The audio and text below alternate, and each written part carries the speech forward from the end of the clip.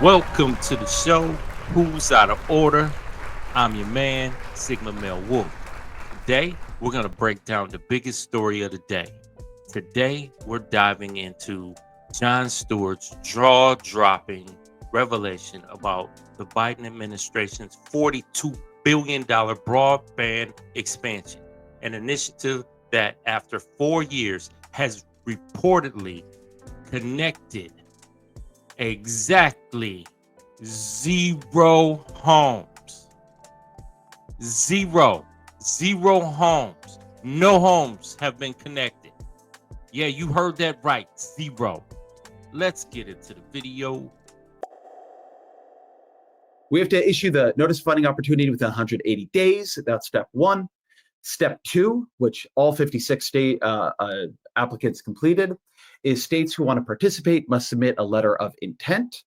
After they do that, they can submit a request for up to $5 million in planning grants. Then the NTIA, step 4, has to review and approve and award, again, planning grants, not broadband grants, planning grants. And it's still at the NTIA. It's still at the first step. All right, so the NTIA must issue a NOFO within 180 days. States who want to participate must submit their letter of intent. Step 3, they can request up to $5 million in planning grants. Just planning. Just planning. Step 4, the requests are reviewed, approved, and awarded by the NTIA, which currently all 56, 3 years later, all 56 applicants had passed through at least step 5. It took more than 3 years. So it's a long time. States must submit a 5-year action plan. So the states kind of go back and they kind of think about how they're going to do this. And they don't just say, okay, thank you for the money. We're going to spend it. And you can see how it worked out later. We're like, here's our 5-year action plan.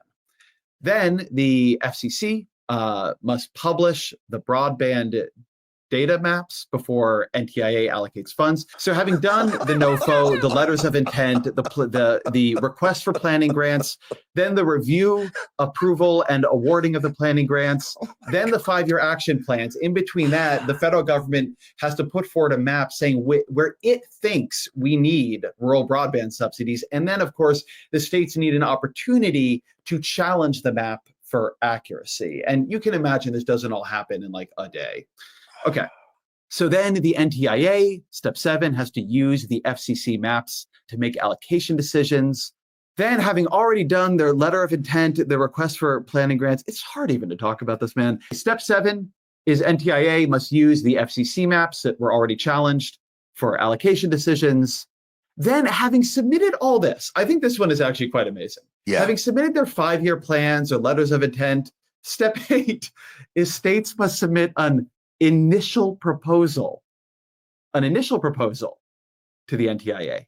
Then, is that the result of their $5 million planning fund? This initial I assume, proposal? but then what was the 5-year plan? And what the fuck did they apply for? What was their NOFO? Like, if the 5-year action plan isn't the initial proposal, then what's the 5-year action Forget plan? NOFO. Okay. MOFO. Step 9, NTIA must review and approve each state's, again, initial proposal. By my read, we have had at least 2 initial proposals here, but that's a different issue. Oh my God. Step 10, states must publish their own map and allow internal challenges to their own map.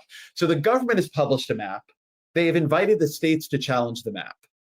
Then states have submitted initial proposals, and they then have to publish their own map and allow challenges. Wait, who's challenging it within the state? Well, organized interest groups, environmental groups, like I don't know who specifically, but literally anybody. This is, right. I want to say something because it's very important I say this. This is the Biden administration's process for its own bill. They wanted this to happen.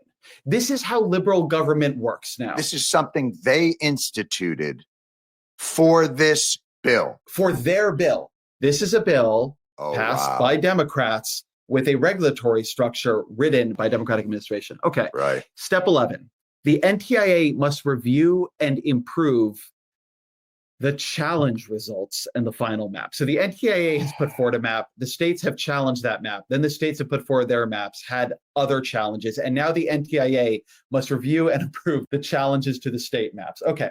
So we've done step 11, NTIA must review and approve challenge results and final map. We've lost 9 of the applicants at that point. Step 12, states must run a competitive sub-granting process. Oh my fucking God. At step 12, after all this has been done. Yeah, none of that could have happened along the way here. We have now lost 17 more applicants. So now 30 of 56 have completed step 12. Step 13, states must submit a final proposal. All the proposals weren't enough to NTIA. Now that goes to 3 of 56. So we've gone in the last couple of steps from 56 had gone to this point to 3 of 56. Step 14, the NTIA must review and approve the state's final proposal. And that is 3 of the 56 jurisdictions and states are there. In summary, states are nearly at the finish line. And it says to stop their progress now, or worse, to make them go backwards, would be a stick in the spokes of the most promising broadband deployment plans we have ever seen. End scene. I'm speechless, Ezra. Honestly, like, it's far worse than I could have imagined. But the fact that they amputated their own legs on this is what's so stunning. All right, this is blowing Jon's mind right now. He's going nuts. I could just imagine what's spinning through his head right now. All these years,